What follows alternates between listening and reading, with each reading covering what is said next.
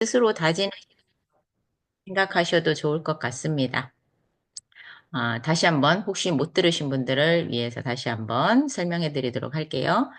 다음 주 중간고사는 한 11시쯤 진행이 될 것 같아요. 제 시간은. 먼저 보시는 분도 계시니까 먼저 보시는 교수님들 거 먼저 보시고 차례대로 보시면 될 것 같고요. 저희 학교 시험이 조금 자유롭게 봅니다. 근데 뭐 이렇게 오픈북이나 뭐 이런 거는 하지 않습니다. 제 과목은. 제가 먹으면 오픈북 하지 않으니까 공부를 해가지고 오시고 오늘 저희가 진도가 조금 빨라서 제가 오늘 시간은 간단하게 시험 문제에 대한 힌트를 드리고 마무리할 거예요. 그래서 그리 오랜 시간이 걸리지는 않을 거라고 생각을 하고요. 오늘 수업 이것만 잘 들으셔도 여러분들이 시험은 잘 보실 수 있을 겁니다. 공유 먼저 한번 하도록 하겠습니다.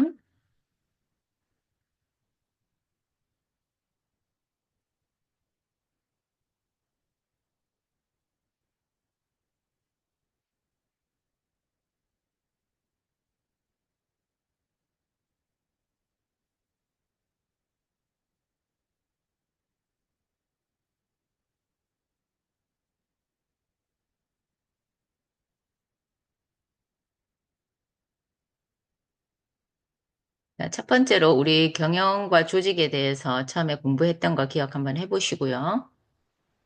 경영을 하려면 필요한 것이 있습니다. 뭐뭐가 필요하냐라는 거에 대한 질문이 나갈 거예요. 경영은 어떤 요소가 필요하다라고 이제 우리가 정의를 내렸었죠. 목적이 있어야 된다. 경영을 하려면 아무 생각 없이 하는 것이 아니라 내가 뚜렷한 목적이 있어야 되고 그 목적을 실현하기 위한 인적 자원, 그다음에 돈, 물적 자원이 있어야 되고 주변에 널려 있는 전략과 정보를 가지고 경영을 해야 한다는 거죠. 요 네 가지 요소 공부하시면 되겠습니다. 그래서 목적은 뭐예요? 어떤 뚜렷한 조직의 목적이 있어요. 내 목적이 조직의 목적이 될 수가 있는 거거든요. 그래야지만 그게 잘 융화가 돼서 경영을 성공할 수가 있겠죠. 기업은 뭐예요? 돈을 벌기 위한 거죠. 이윤 추구가 목적이에요. 그래서 목적을 위해서 인적 자원, 거기에 투입되는 노동력, 사람입니다. 사람. 그 다음에 물적 자원은 뭐예요? 돈. 돈이라고 생각하시면 돼요. 그 다음에 전략과 정보, 이런 뭐 마케팅은 어떻게 할 건지, 그리고 정보 수집은 어떻게 할 건지, 뭐 이런 것들에 대한 모든 전반적인 활동이 이제 전략과 정보라고 보시면 됩니다. 그래서 경영의 4요소 꼭 알고 계셔야 됩니다. 목적, 인적 자원, 물적 자원, 전략과 정보라고 알고 계시면 되고요. 책에서는 15페이지 정도에 나오고 있습니다. 15페이지 정도에서 경영의 4요소가 나와 있고, 그 다음 경영 관리 기능이라는 것이 있는데요. 그걸 경영이라는 것은 이제 관리해야 되잖아요. 그 관리 기능에는 어떤 기능이 있느냐면, 계획 기능이 있고, 그 다음에 조직 기능이 있고, 기획 기능이 있고, 통제 기능이 있고, 이렇게 여러 가지 기능이 있습니다. 동기부여도 있고. 그래서 이 기능들 중에 이제 여러분들이 계획 기능하고, 그 다음에 뭐냐면 통제 기능, 지휘 기능, 조직 기능과 지휘 기능에 대해서 조금 더 자세하게 알고 계시면 좋을 것 같아요. 그래서 계획 기능에는 비전이 있어야 되고 전략과 조직, 실행과 통제되는 이런 요소들이 있어야 된다는 것을 좀 알고 계시면 좋을 것 같아요. 페이지로는 19페이지에 나와 있습니다. 그 다음에 기획 기능은 리더십이 필요하다.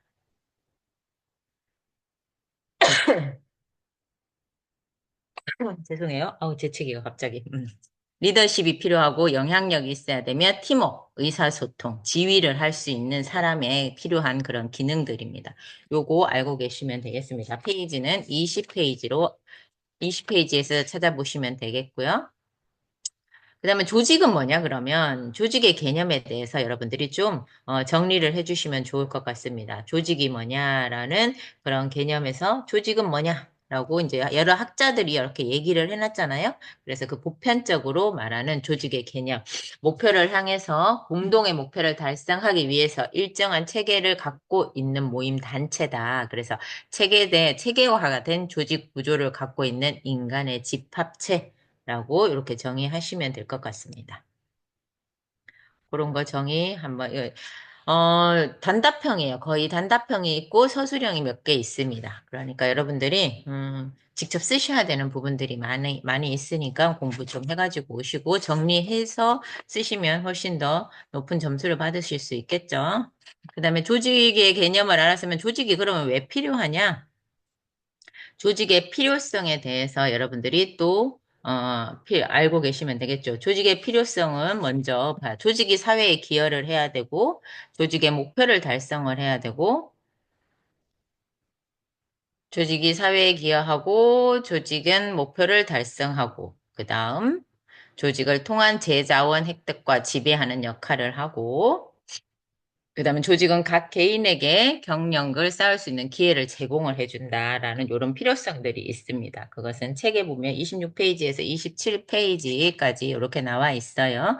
그러니까 타이틀만 적으시면 됩니다. 길게 많이 쓰실 거 없고 1번에서 4번까지 이렇게 타이틀이 있으니까 그 타이틀만 적어주시면 됩니다. 조직의 필요성에 대해서 공부하셔서 정리하셔서 쓰시면 되겠습니다. 그리고 우리가 다음에 배웠던 게 이제 경영자. 경영자는 뭐냐? 경영자의 종류들이 있었죠. 경영자는 뭐 중간 경영자도 있고 일선 경영자도 있고 최고 경영자도 있었다. 뭐 이런 거 알고 계시면 되고 이거는 이제 시험 문제에 나오지는 않습니다. 근데 경영자의 유형이 하나 나올 겁니다. 유형이 하나 나오는데 경영자의 유형은 소유 경영자, 고용 경영자, 그다음 전문 경영자로 나눌 수 있습니다. 그래서 소유 경영자는 뭐예요? 자본과 내가 같이 운영하는, 내가 투자하고 내가 운영하는 거예요. 그게 이제 소유 경영자예요. 우리가 보통적으로 우리 미용실들이라든가 일반적으로 하는 이 소상공인들이 다 이 소유 경영자에 속하죠. 그래서 소유 경영자는 이렇고, 어, 고용 경영자는 기업의 규모가 커지면서 경영 활동, 고용을 하는 거죠. 경영자를 고용을 해서 쓰는 거예요. 그다음 전문 경영자는 그 분야의 전문적인 지식을 가지고 있는 사람을 경영자로 쓰는 것을 전문 경영자라고 한다. 그래서 또 경영자의 유형이 세 가지가 있는데 이 중 세 개 중에 이제 내가 문제에 나오는 것이 하나가 있습니다. 거기에서 이제 답을 쓰시면 되겠죠. 그 다음은 잠깐만요. 그 다음은요, 제가 잠깐만 뭐 좀 볼게요.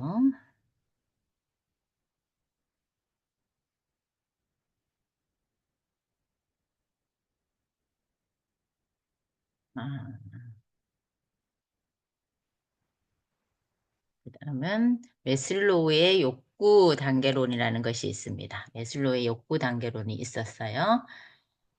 쭉쭉 넘어보시면, 책에 보시게 되면, 책에는, 뒤편에 보시게 되면 있을 것 같아요. 책에는, 잠깐만요. 있네요. 56페이지에 있습니다. 56페이지에 매슬로우의 욕구 이론이 있습니다. 우리 보면 매슬로우의 욕구 이론에서는 가장 기본적인 거 뭐예요? 생리적인 욕구가 일단 충족이 되어야지만 그 다음 욕구가 생겨난다는 거예요. 여기는요.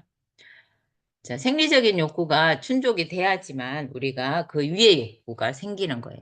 이 하위의 욕구가 완성되지 않으면 위의 욕구가 생성되지 않는다는 이론입니다. 그래서 생리적 욕구, 뭐 의식주가 해결이 돼야지 그 다음에 안전의 욕구, 뭐 내가 4대 보험을 들었는지 안 들었는지 이런 거 고민하게 되는 거죠. 그 다음에 안전의 욕구가 일어난 다음에 이제 사회적인 욕구가 되는 거죠. 동호회도 하고 친구들과 모임도 하고 뭐 이런 욕구들이 이루어지는 거고, 그 다음에 존경의 욕구가 일어나고, 제일 마지막으로 자아실현의 욕구가 생성이 된다. 자, 배가 고픈데 자아실현의 욕구가 생성되지 않는다는 이론이라고 보시면 됩니다. 요 메슬로우의 욕구 이론, 단계 이론을 여러분들이 알고 계셔서 거기에 나온 문제에 대해서 여러분들이 쓰시면 됩니다. 책에서는 56페이지에 있습니다. 그 다음은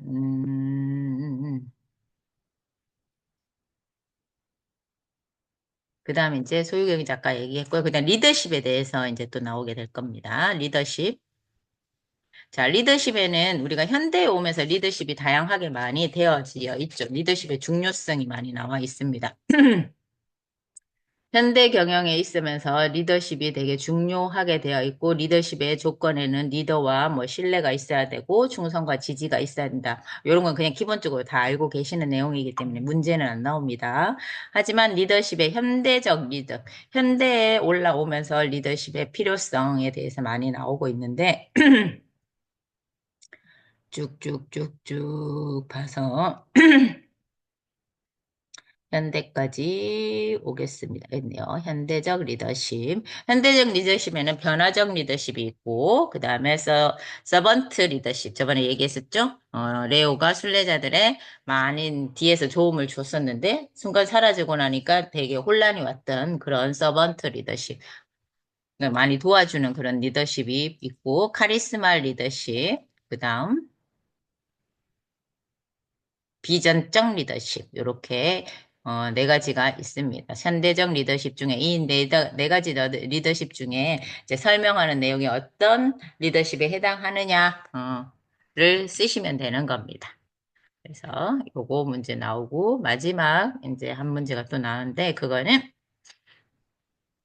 음, 우리 미용 경영을 하는 데 있어서 어, 리, 필요한 잠깐만요.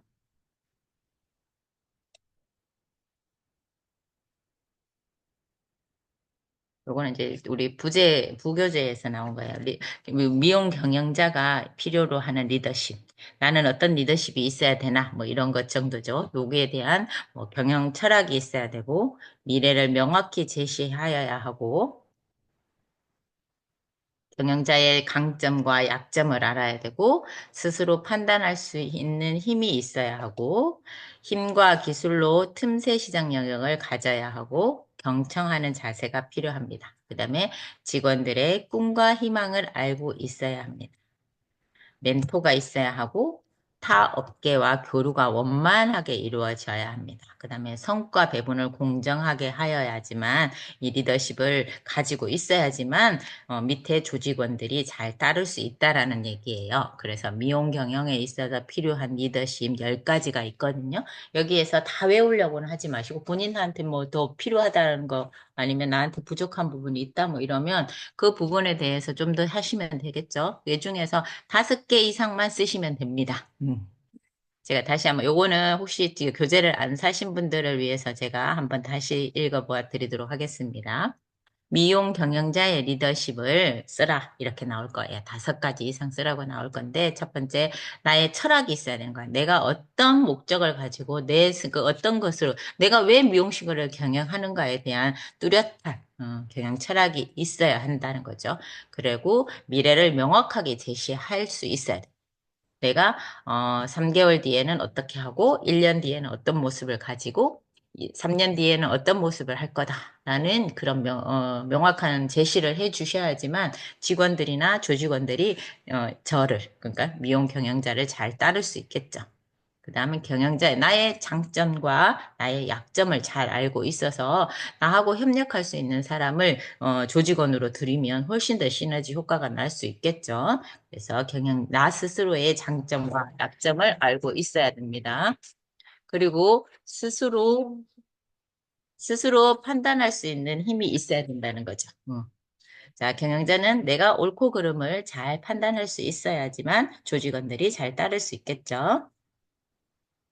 그리고 힘과 기술로 틈새 시장 영역을 가져야 한다. 그리고 경청하는 자세가 필요하다. 다른 사람들의, 조직원들의 얘기들을 잘 들을 수 있어야 돼. 귀를 열어야 되죠. 그리고 직원들의 꿈과 희망을 알고 있어야 된다. 직원들이 뭔 생각을 하고 있는지 모르고 나 혼자만 그냥 계속 가는 것보다는 직원들과 같이 공감을 하고 같이 함께 같이 성장할 수 있는 그런 리더가 돼야 된다는 겁니다. 그다음에 멘토가 있어야 되고 타업계와 교류가 원만해야 합니다. 옆집과 싸우지 마시고 옆집과 싸우지 마시고 같이 융화해서 잘 성장할 수 있도록 그리고 다른 업종들하고도 많은 교류가 있어서 거기에 대해서 많은 지식을 가지고 있고 정보도 많이 가질 수 있어야 되는 거죠. 그리고 성과 배분을 공정하게 해야 된다. 내가 돈을 많이 벌었으면 직원들한테 또 똑같이 나눠줘야겠죠. 나 혼자만 배불러지면 직원들이 불만이 많이 가질 수 있겠죠. 자, 이렇게 해가지고 10가지 중에 5가지 이상만 쓰시면 여러분들 점수 맞을 수 있어요. 요렇게 이제 중간고사는 요렇게 진행이 될 거니까 공부 열심히 해서 직접 잘 쓰도록 해 주셨으면 좋겠습니다. 오늘은 저희가 진도가 조금 빨리 진행이 됐어요. 그래서 오늘 수업은 다음 중간고사에 대한 힌트 드렸으니까 잘 보시고 공부하셔가지고 다음 주 월요일 날 만나도록 하겠습니다. 질문도 받을 수 없고 여러분들 뒀다가 이제 제가 다시 녹화된 거 올려드리면 그 다시 보시면서 공부하시면 될 것 같습니다. 오늘은 이렇게 마무리를 하도록 하겠습니다.